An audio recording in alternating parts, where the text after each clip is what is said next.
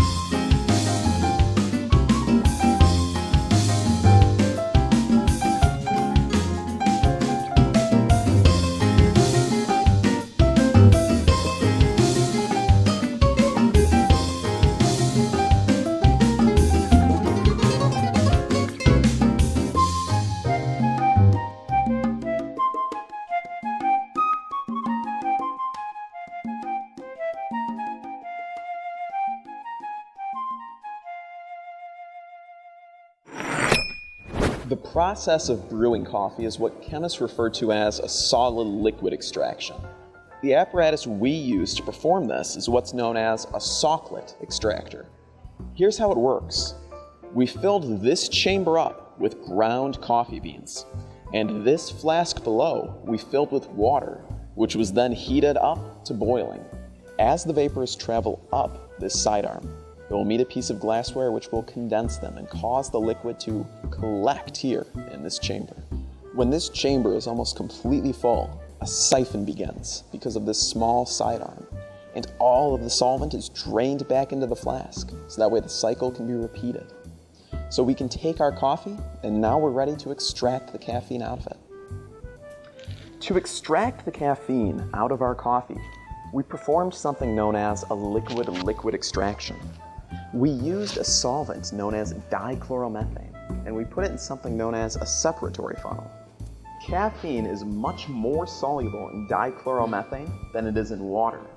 So the caffeine will leave the water and join the dichloromethane layer, which can be very easily extracted with the separatory funnel by turning this stopcock. And that will collect the caffeine and dichloromethane for evaporation. To purify our caffeine, we used a technique known as sublimation. So we took our caffeine from the solid state to the gas state and then condensed it back into a solid onto a test tube, and that produced very pure caffeine. And here are the extracted crystals of caffeine from our coffee.